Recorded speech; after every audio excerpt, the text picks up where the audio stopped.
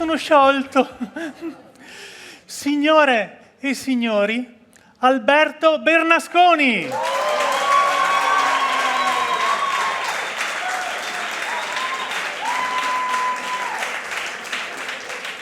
Bravone. Buonasera. Secondo.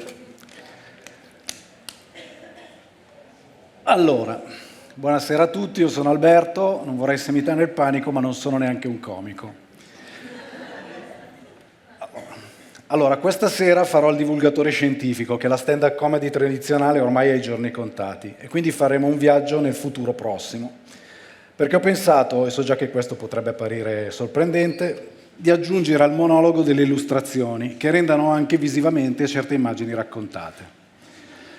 Mi aveva sfiorato l'idea di farmi aiutare in famiglia chiedendo ad Elena, mia moglie, di occuparsi di questa parte. Poi mi sono ricordato di quando ha preso l'iniziativa di arricchire delle foto che avevo appese in casa con degli acquarelli e io pensavo fosse passata una manifestazione di bambini anarchici a imbrattarmi la casa.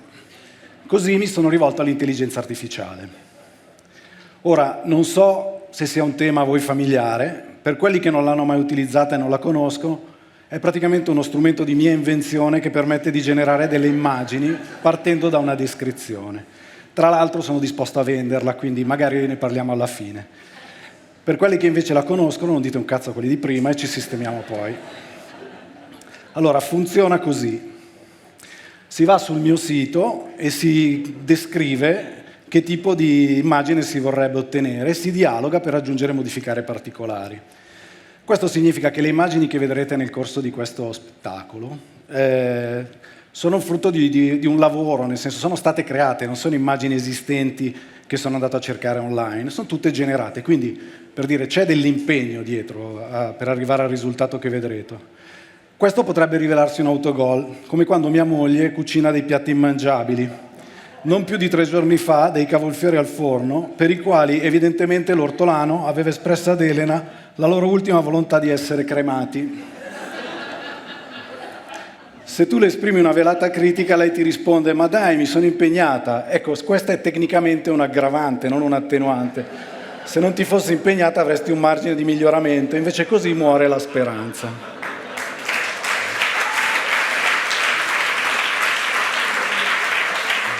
Vale quindi anche per me e per tutto quello che vedrete. Potrebbe essere un aggravante. Il tema che vorrei trattare questa sera è un viaggio negli ultimi 55 anni, tutti miei, parlando dei cambiamenti sociali attraverso i costumi sessuali, ma avendo trombato poco nella vita la parte sul sesso sarà irrilevante. Per non finire nel giro di 5 minuti, gli argomenti parlerò del sesso intorno a me, estendendo gli aneddoti agli amici, colleghi, genitori, nonni, senza rispetto per nessuno, tranne che per i miei suoceri, che sono qui, un po' per delicatezza, un po' per non essere escluso dai testamenti. Partirei da tutto ciò con cui per lavoro sono a contatto, che uno dice sessuologo, andrologo, no, informatico, che però diventa un po' psicoterapeuta per gestire l'ansia di chi è colto in fallo, per esempio nel mondo del sesso online. Perché l'informatico dei tempi moderni si imbatte suo malgrado con l'intimità delle persone che hanno comportamenti schizofrenici. Come informatico aziendale ti senti sempre dire: dai che voi sapete tutto, dammi la mia password, inutile spiegare che non funziona così. Insistono: ma dai, voi avete accesso a tutto, vedete tutto. E poi, nonostante questa visione, ti consegnano il computer da sistemare con sui video di loro performance sessuali o cose comunque molto intime. Come un ex collega anni fa che aveva il computer pieno e aveva chiesto di pulirglielo. Il problema è che il 60% dei dati erano filmati porno, genere trans, e comunque al netto dei gusti personali era difficile, ma bisognava fargli presente la cosa. Il tizio si era giustificato dicendo che era tutta roba del figlio, che dico, sei uno stronzo. Se fosse vero prenditi la responsabilità tu, invece che sputtanare tuo figlio. Se fosse falso sei 2 volte stronzo. Poi c'è il capo che ti fa vedere dei dati aziendali e all'improvviso gli si apre a tutto schermo una chat con una tizia in webcam nuda, in pose poco equivoche, e lui ti dice con aria innocente da putto: non capisco perché ogni tanto da solo il computer mi apra queste cose qui. Può capitare, per carità, ma non se frequenti esclusivamente il sistema gestionale aziendale o il sito del Sole 24 Ore, per dire. Poi c'è l'amico che ti chiama e ti dice che ha ricevuto un'email in cui gli comunicano che hanno delle riprese di lui mentre guardava dei siti porno e che deve pagare un riscatto se non vuole che vengano diffuse. Ora, non conosco il contesto, ma o avevi la webcam puntata in faccia, ma salvo tu non leccassi il monitor, non so quale espressione ricattabile avessi, oppure ti stavi inquadrando altrove e allora al netto di malformazioni rare non credo ti si possa riconoscere. Quindi non pagare, che comunque non è vero. Poi c'è il collega che ti dice: Bernasconi, ho un problema con il computer, ogni volta che la sera vado sui siti porno, il giorno dopo non riesco a mandare email. E non capisci se la questione sia tecnica o ti chieda un consiglio sul ricostituente, perché proprio gli passa qualsiasi voglia di lavorare.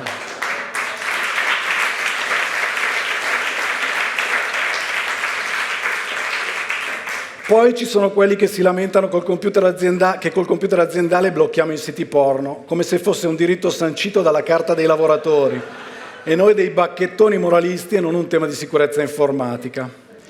Meravigliosa poi la confidenza dell'amica che ti dice che pensa che il figlio adolescente sia gay perché ha trovato la foto di un organo maschile sul computer. Non è che si può capire chi gliel'ha mandato, dico insomma difficile, ma poi sei sicura di volerlo sapere? Passano 2 giorni e ti dice: per quella cosa là niente, mi sono sbagliata, ho riconosciuto le tende sullo sfondo, sono quelle di casa mia. La foto il figlio non l'aveva ricevuta, l'aveva mandata a qualcuno. Sono i tempi moderni, qualcuno potrebbe parlare di perdita di valori, io senza peraltro alcun titolo penso che l'accesso così semplice al sesso, anche solo in forma digitale, abbia portato lo stesso effetto del calcio in TV, specie per gli over 40. Quando non c'erano le partite in diretta, la gente girava per strada con la radio per ascoltare la radiocronaca e tu in astinenza da informazioni fermavi qualcuno per chiedere: scusi, quanto fa il Milan? Poi aspettavi ansioso le 19 per vedere un tempo di una partita di Serie A su Rai 2, sperando ci fosse la tua squadra, ma comunque facevano sempre la Roma. Se hai vissuto queste privazioni oggi, non ti pare vero che tu possa vedere ogni partita in diretta dal divano, e anche se te ne frega poco, ti trovi a guardare Salernitana Ascoli appagato. Credo sia un principio di marketing, la sovrofferta genera domanda, uguale sul porno. Quando hai avuto un'adolescenza in cui nulla era accessibile e oggi hai tutto a portata di mouse, sembra un miracolo e tutta questa offerta genera un interesse che altrimenti sarebbe in forma minore. Ma riprendiamo ora questo viaggio attraverso la mia sessualità, partendo dall'innocenza dell'infanzia, attraverso la pubertà, la maturità, fino ad arrivare alla decadenza che già rimpiango, essendosi avviato il processo di putrefazione. Non starò qui a narrare chissà quale avventura o performance, non ho mai avuto la propensione a vantare capacità amatorie e affermarmi maschio alfa per non correre il rischio di risultare maschio alfa sud. I primi accenni al sesso li ho avuti dalle suore, anche se in quel momento nemmeno capivo si riferissero al sesso. Ricordo dei gran giri di parole e allusioni agli atti impuri, ma le suore sopravvalutavano di brutto la mia intraprendenza. Quando li sentivo nominare, per me gli atti impuri erano non lavarmi i piedi tornato dall'oratorio o le mani prima di andare a tavola. E mi domandavo perché quel dio spione lo dicesse alle suore, che non potevano sapere che io mi sedevo sul water e facevo scorrere l'acqua a vuoto. Ero ben lontano da atti impuri e da qualsiasi forma di onanismo. Scoprivo giusto con meraviglia alcune manifestazioni singolari del mio corpo, chiedendo ai miei compagni di classe se anche a loro succedesse qualcosa di strano quando vedevano le donne nude. E le donne nude era scritto tutto attaccato, perché essere nude non era la condizione di una donna. Le donne nude erano esseri speciali che si palesavano all'improvviso fugaci da una doccia in TV o da qualche giornale in casa. I giornali nella fattispecie erano Salve, rivista di medicina con donne biote o semibiote seppur malate, o Postal Market, dove sulla pagina dell'intimo potevi intravedere un capezzolo o un'ombra di quelle pettinature pubiche tipiche degli anni 70, che erano al di là da venire i centri estetici e le depilazioni in uso oggi. Allora andava quasi esclusivamente la caparezza, con questo effetto qui. Oggi invece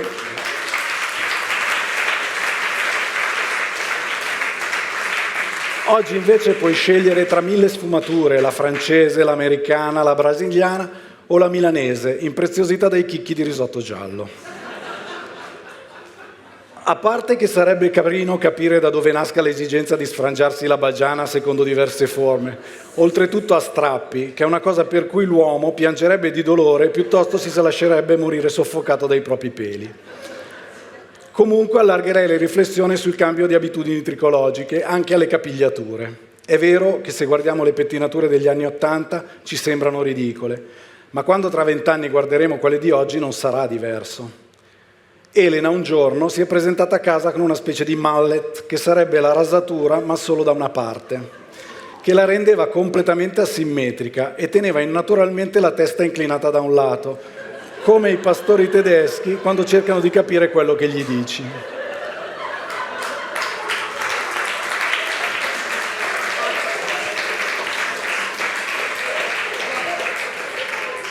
Il nostro Labrador per qualche giorno le ringhiava se si avvicinava alla ciotola. Comunque ne ho approfittato per insegnare ad Elena dei comandi come Sitz, Platz e a portarmi le ciabatte.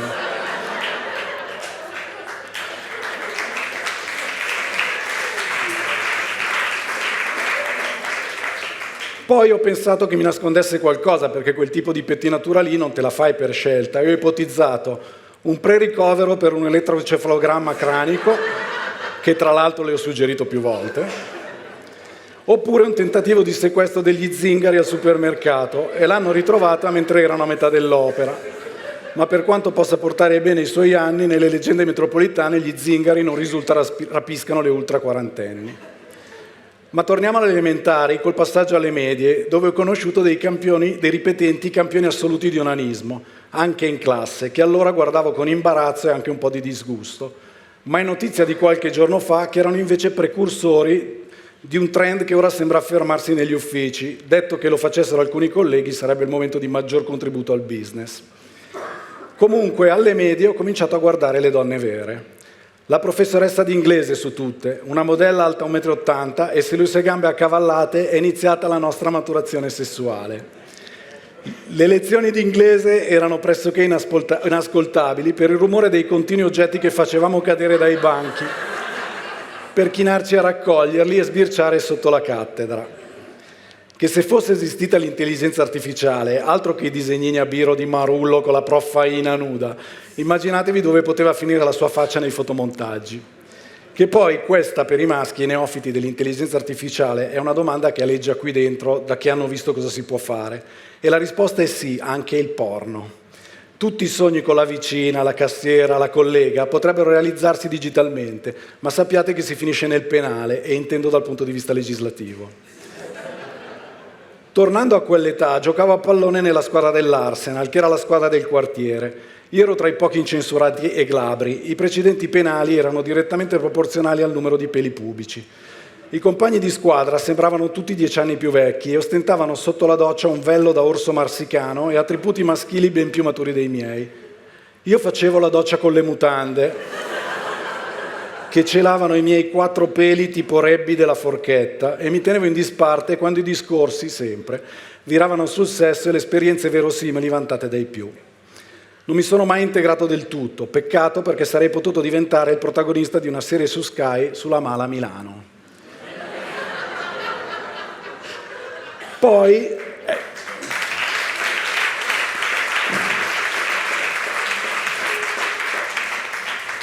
è iniziato il liceo, con la tardiva esplosione della pubertà, e lì ho legato con i compagni di classe, con cui condividevamo evidentemente le stesse passioni. Il sabato mattina vedevi scritto nelle occhiaie chi aveva risposto presente al film porno trasmesso da Telereporter la notte prima. Facevamo anche la colletta per l'edizione da collezione di Playboy con la Fene, che mandavamo il più audace all'edicola dietro la scuola a comprarlo. Ci costava l'equivalente di 30 euro, perché il nostro audace rappresentante andava e diceva: mi dà Gazzetta, Sciare, 4 ruote e Playboy? Boffonchiato in maniera incomprensibile tra colpi di tosse, col terrore che si palesasse all'edicola una professoressa, mentre noi sul retro ridevamo come matti. Ma che ne sanno i nostri figli di questa difficile vita, quando oggi hai accesso a tutto dal tuo telefonino e non ti devi umiliare in questo modo? L'interesse per il sesso nei primi anni di liceo era in conflitto con lo sviluppo di una coscienza politica, perché ogni volta che c'era una manifestazione in piazza per la scuola, noi si finiva a casa di Sorbillo, che suo padre era una sorta di Umberto Eco, solo che invece che collezionare manoscritti medievali, stoccava ingenti quantità di videocassette porno, che il Sorbillo, molto generosamente, proiettava in un cineforum con annesso dibattito a casa sua. Che se mio padre avesse avuto una collezione del genere, in tutta franchezza non l'avrei ostentata con la disinvoltura e l'orgoglio del Sorbillo, evidentemente più emancipato di me grazie agli insegnamenti del padre filologo. Poi c'era la versione più impegnata del Sorbillo, il Marinotti, specialista in rassegne d'autore, con la filmografia di Tinto Brass, Gabriele Lavia, eccetera. Sentitamente ringrazio il Marinorti per avermi dato accesso alle grazie di Claudia Cole, per il quale ho pregato perché cambiasse idea quando dopo una crisi mistica ha deciso di abbandonare la via del porno d'autore per dirigersi a Meggiugori. Fu l'unico caso in cui la statua della Madonna rideva, ma ho pianto io. Al liceo e negli anni successivi ho avuto poi i primi approcci a due, abbandonando quasi completamente la stesura della mia opera magna, in cui documentavo le posizioni creative da provare in solitudine.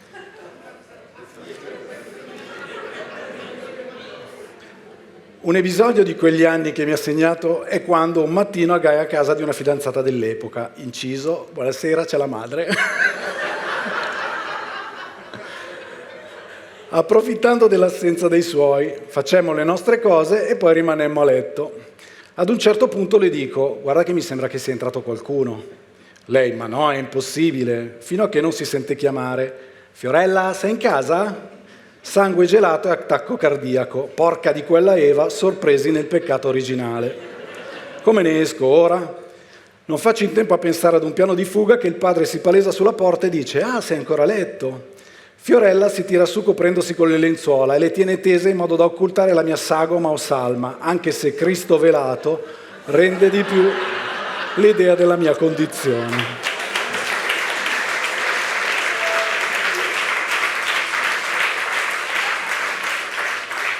Per quanto il padre mi fosse stato descritto come un tale molto aperto, mi pareva eccessivo sbucare dal letto festoso tipo Truman Show e salutare: buongiorno signor Mariano, tutto bene? Apparentemente non si accorge di nulla, anzi si sofferma a chiacchierare con Fiorella, dopodiché va nell'altra stanza. A quel punto io sono sequestrato nel letto, ho il terrore di alzarmi e che rientri, magari mentre mi vesto, e cerco di rallentare il cuore perché i battiti fanno un rumore di tamburo e me li immagino percepibili anche dall'altra stanza.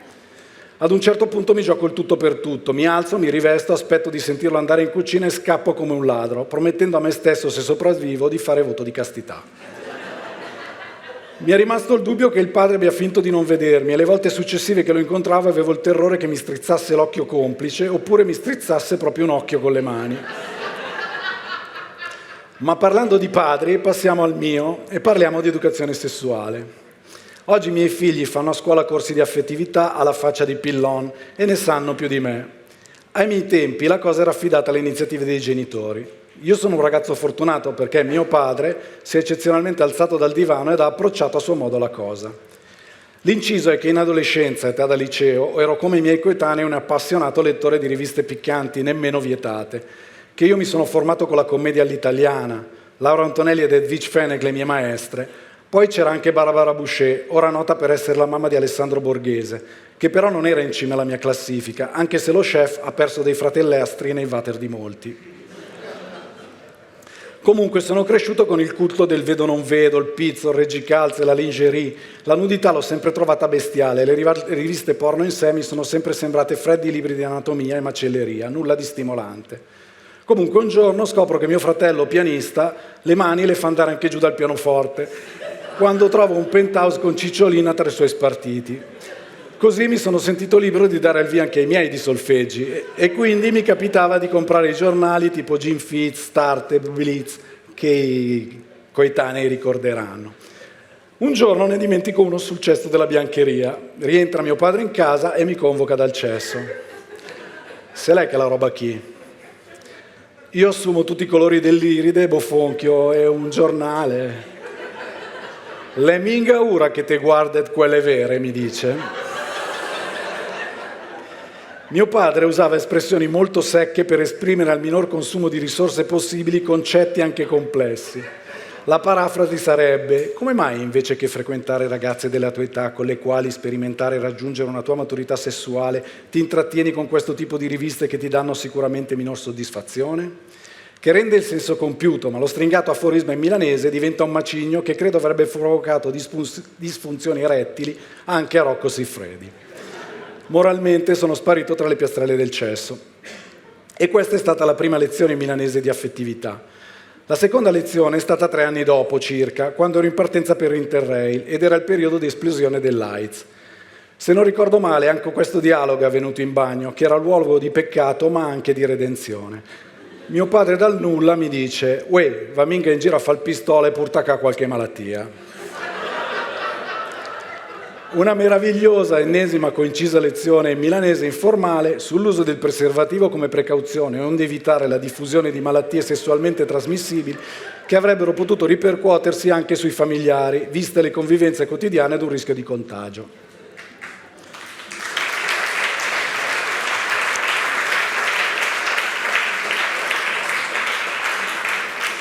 Scusate. Spiace deludere papà, ma in Interrail la patologia più probabile era il colera, vista l'assenza di attività sessuale e la sporcizia dei posti dove dormivo. Con mia mamma, presente, ho accennato una...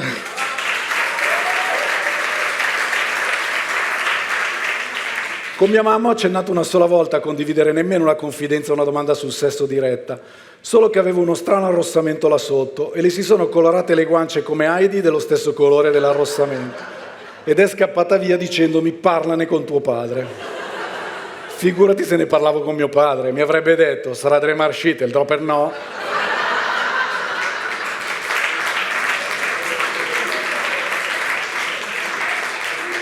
Ho risolto da solo con degli impacchi col ghiaccio lì. Ma facciamo un salto temporale e passiamo all'oggi, dove l'ufficio è un po' come la scuola in gioventù. Per questo devo introdurvi il Gigi, che è un po' come Virgilio Perdante, un maestro schermo onnisciente sul mondo del sesso online e fonte di chiarimento di qualsiasi dubbio. Il Gigi è l'amico quasi immaginario, al quale in ufficio viene attribuita ogni informazione che ognuno di noi conosce per esperienza diretta, ma non vuole ammettere. È un'istituzione, è stato uno dei primi al mondo a finire YouPorn. Tiene delle lezioni magistrali su tutto ciò che ha un'attinenza col sesso, da dissertazioni sulle tecniche ignote ai più all'illustrazione di siti e servizi disponibili online. Sai che c'è un sito porno dove puoi comprare dei video personalizzati e scrivere il testo che la pornostar deve recitare? Ci sei stato? No, me l'ha detto il Gigi. Tra l'altro è un'ottima idea per un regalo originale. Sai che esistono siti dove ci sono pornostar che fanno la lista dei regali che vorrebbero ricevere e ci sono persone che glieli comprano? Ma figurati, l'ha detto il Gigi ed è Cassazione. Ultimamente ho chiesto al Gigi di mostrarmi Tinder, un'app per telefono di appuntamento con sconosciuti. Me l'ha raccontato ovviamente dal punto di vista del maschio. Allora tu ti iscrivi e vedi le foto per lo più false delle donne in un raggio di distanza che definisci tu e in teoria metti mi piace a quelle che ti colpiscono. In teoria, perché la modalità del Gigi è mettersi in modalità telegrafista, come se dovesse mandare infiniti punti in un continuo e compulsivo mi piace su tutto ciò che esce, senza neppure guardare le foto, fino a che non esce la pubblicità e gli dice che ha finito i crediti. Il Gigi dice che non vale la pena filtrare, tanto poi la palla torna in mano alla controparte femminile che deve mettere mi piace a te per aprire un canale di dialogo e quando avviene diventa contattabile via chat. Il problema è che l'agire compulsivamente non ti ha fatto soffermare anche sulle rare foto veritiere di quelle candidate che non incontrerebbero il tuo gusto e quindi dalle maglie grosse delle tue reti sono passati anche pesci non commestibili, che normalmente sono quelli più intraprendenti che cominciano a scriverti. Allora lì correggi il tiro, cominci a togliere mi piace e bloccarle, così da bonificare la raccolta. Con quelle che potenzialmente incontrano i tuoi gusti cominci a chattare e può essere che nasca la voglia di incontrarsi. Tra l'altro, dice il Gigi, la popolazione su Tinder maschile è quella che è, forse non è nemmeno un problema di Tinder, e se non mandi in chat la foto di un cazzo nei primi 3 minuti, passi per Cyrano de Bergerac, l'ultimo dei romantici, e quella dall'altra parte si lascia conquistare da tanta galanteria. Così può capitare che un incontro dal virtuale passi al reale e ti si aprono i seguenti scenari. Ti incontri e hai l'effetto Mantide della Brianza. Non so se avete seguito il caso, ma questa tizia seduceva degli uomini, li portava a casa, li drogava con delle bibite e li derubava. Fin qui un protocollo standard. Questa è la foto di quando li seduceva, che è come vedi una su Tinder. Questa è realmente la foto di quando è stata processata a un paio di anni di distanza, che è come la trovi all'incontro di persone. Non è per fare body shaming, ma anche il pubblico ministero gli ha chiesto: mi scusi la domanda, ma cosa le è successo? Indelicato dire la stessa cosa all'incontro Tinder. Il Gigi, che ha un cuore, ma che lì fondamentalmente ci è andato col cazzo, normalmente dice che ci tromba comunque per non ferirle, un vero galantuomo.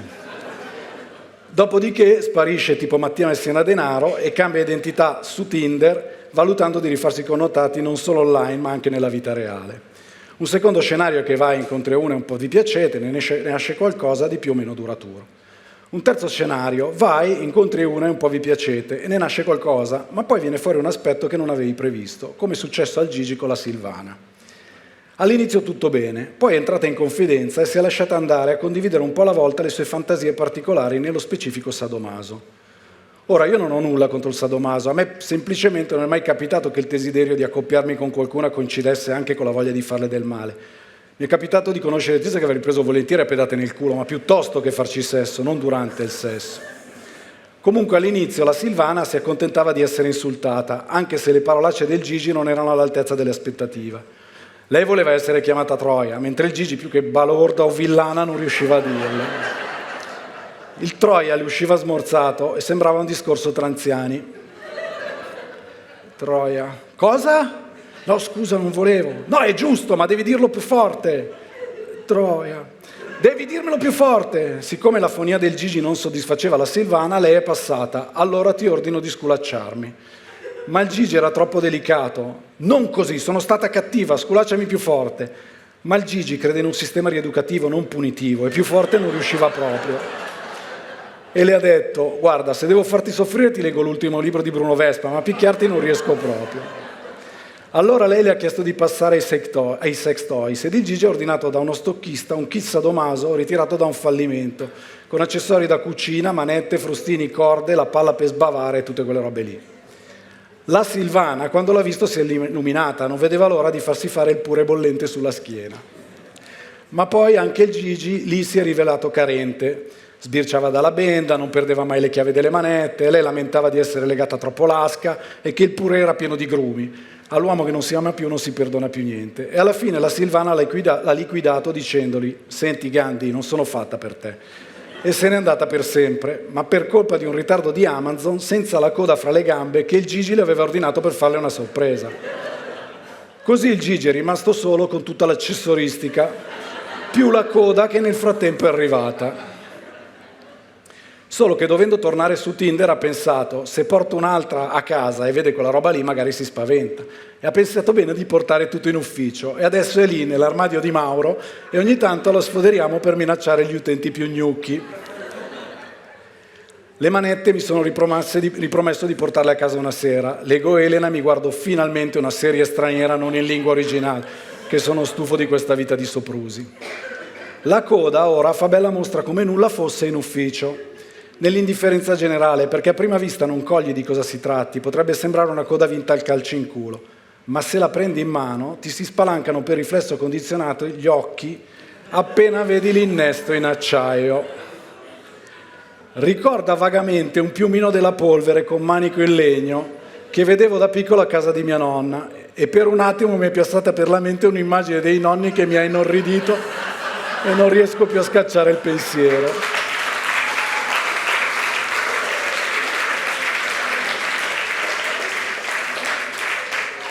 Comunque mi ha detto il Gigi che ci sono anche con l'innesto di sughero, ma vanno meno perché sanno di tappo, almeno all'inizio. Comunque io Tinder non l'ho mai usato perché sono troppo pigro e l'idea di avventure extraconiugali, l'amante, quelle robe lì mi sanno di fatica.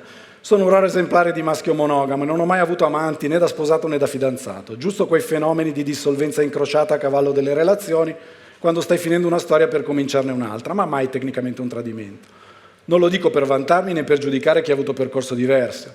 Ogni uomo conduce una battaglia a noi non nota con la propria moglie e non dobbiamo giudicare, vale anche l'opposto ovviamente. Comunque la mia fedeltà può essere anche solo una questione di offerta e la mia domanda sia adeguata. C'è stato un tempo in cui potevo anche apparire attraente alle amanti del genere, ma non ho mai tirato a casa nulla.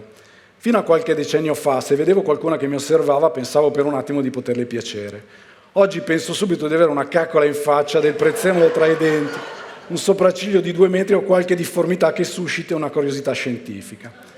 Ricordo giusto una collega belga, anche carina, con un po' il mascellone di Van Basten, che sia chiaro non è un difetto, che mi tampinava in maniera insistente e molesta. Ho gettato discredito sul sistema Italia e la fama dei Latin lover italiani, quando una sera l'ho pressoché chiusa fuori casa ubriaca in Inghilterra, mentre lanciava segnali più che espliciti. Un altro episodio qualche anno fa a Parigi. Dopo una serata con i colleghi ho invitato una collega carina nella mia camera dicendole che volevo farle vedere che mi avevano concesso una suite. Lei mi ha seguito e quando l'ho congedata avrà pensato: ma va che babbo questo, mi ha fatto davvero vedere la camera. Non che ci tenesse ad accoppiarsi, ma magari ho ferito il suo orgoglio nemmeno provandoci. Ma io un amante o delle scappatelle non sarei in grado di gestirle, troppo disordinato, mi contraddirei in tempo zero, lascerei tracce ovunque. Ricordo una finale di Coppa Campione a Barcellona, uno dei miei compagni di viaggio era un 45enne con l'amante che era la babysitter dei figli, a volto coperto con il terrore di venire inquadrati dalle telecamere durante la partita. Per non parlare poi dell'incapacità di gestire i sensi di colpa che avrei per la moglie, per l'amante e probabilmente anche verso il marito dell'amante. Non sono mai stato bravo a gestire i sensi di colpa, nemmeno quelli ingiustificati, mi pesano sullo sterno. Un esempio, giocavo a calcetto la sera con amici anni fa e il tema era trovare qualcuno disposto a mangiare qualcosa dopo che io avevo sempre una fame bestia. Ho sempre fatto sport con lo scopo di mangiare. Tra l'altro, visto lo stato di forma, avrei potuto anche mangiare mentre giocavo. Comunque una sera un amico mi dice: ok dai, vengo a mangiare una pizza ma scelgo io il posto. Mi porta in una pizzeria di fianco al vecchio teatro Smeraldo. Finita la pizza mi dice: facciamo un giro al piano di sotto. Io ignaro scendo con lui e finisco in una sorta di night con una tizia discinta avvinghiata da un palo che fa la lap dance. A me queste cose mettono in imbarazzo, non faccio in tempo a guardare il fisico della tizia e a fermarmi all'istinto maschile, che penso alla sua storia da ragazza dell'Est, portata in Italia con chissà quali promesse e ridotta a strusciarsi in un posto tendenzialmente squallido di lunedì sera. È come se vedessi i suoi nonni delusi di fianco al palo, che le dicono: ven già de lì che te se fe man, de macà. Un po' come mia nonna, quando mollata all'università lavoravo da McDonald's, mi aveva visto provare la divisa in casa e mi aveva detto: era minga me che ti andavate avanti a studiare. Ecco, io mi sento la nonna della tizia, ho il senso di colpa per essere lì come fossi complice di quella situazione e dei suoi sogni infranti. Comunque non faccio in tempo a pensare di scappare dal luogo e dall'imbarazzo che sento urlare: «Uè Berna, cosa ci fai qui?» Un amico e scollega era lì con altri amici, vagli a spiegare che avevo voglia di pizza, che poi non ci sarebbe niente da spiegare, non c'è nulla di male, ma dentro io ho l'educazione cattolica, le suore, i preti e San Francesco, che mi giudicano, in un angolo anche mio padre che mi ripete: «Ma ste fedenterli, alla tua età mi si riacca con una bella tusa». Ma veniamo all'oggi e passiamo al matrimonio. Partirei da quando ho cominciato a tampinare Elena in ufficio. Come detto, sono persona pigra, per cui ho sempre tacchinato via email, che ero avanti anni luce nel dating online, prima ancora che venisse inventato. A lei piace credere che fosse l'unica a cui scrivevo, che invece avevo una newsletter standard che mandavo pressoché a tutte le colleghe. Oltre al dating, sono stato un precursore del phishing e dello spam. Comunque, l'email mandata a Elena diceva: «Stanotte ho sognato che ti incontravo ad una festa ed indossavi un vestito viola. Io ero lì con il mio cane Wanda, ce l'avessi detto prima che ci saremmo incontrati, ci saremmo dati una pettinata prima di andare a dormire». Elena mi ha risposto: «La probabilità di riuscire a sedurre qualcuno adducendo dei presunti sogni è pari a quella di essere colpiti 2 volte nella vita da un fulmine». Inutile dire che signorilmente, dopo la prima volta che giacemmo insieme, invece che dirle un banale «sei stata bene?», le ho sussurrato romanticamente: «fossi in te mi cagherei sotto coi temporali».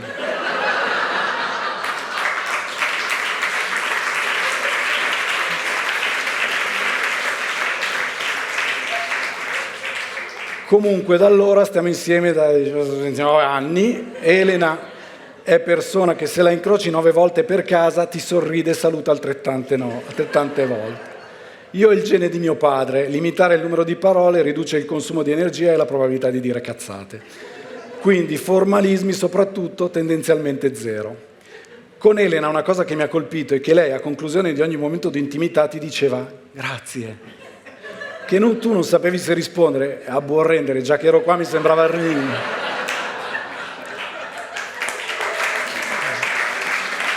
O piuttosto dirle: non ti faccio pagare l'uscita, per il resto bancomat o contanti? Comunque ora non ringrazia più, ma sarebbe scortese svegliarla per rinfacciarglielo. Anche se un torni a trovarci sarebbe apprezzabile.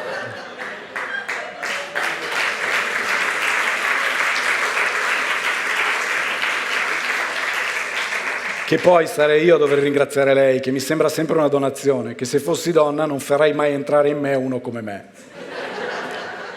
E infatti sono un tipo che sollecita poco, che un po' mi dispiace per lei, anche perché non ho mai capito come siano nelle altre coppie le regole di ingaggio. Con Elena la vita sessuale ha avuto un picco nel momento in cui lei ha deciso di avere un figlio. Se non fosse rimasta incinta nel primo mese l'avrei denunciata per molestie sessuali. Era un continuo richiamo ai miei doveri di maschio, con lei sempre perfettina ad aspettarmi dietro la porta in agguato, ed io non sapevo più dove nascondermi. Non dico nemmeno bei tempi, è stato il mese più pesante della mia vita. Ho pensato di morire disidratato, piangevo polvere.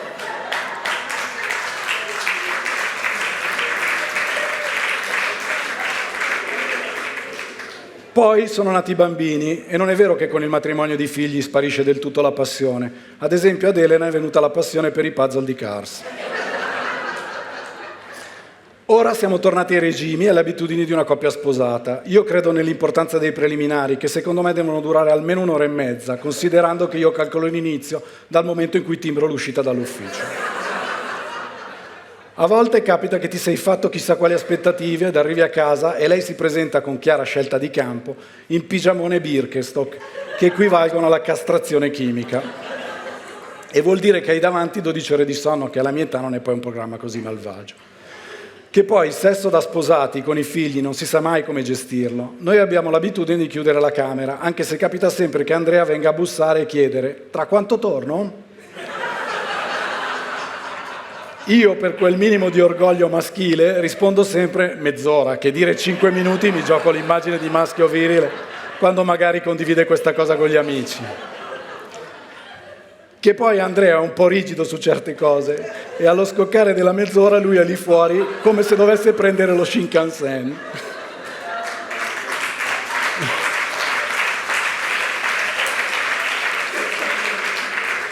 E tu devi essere pronto e ricomposto per evitare l'imbarazzo, per cui ti fai trovare impeccabile e distaccato per allontanare il dubbio che si siano fatte quelle cose lì.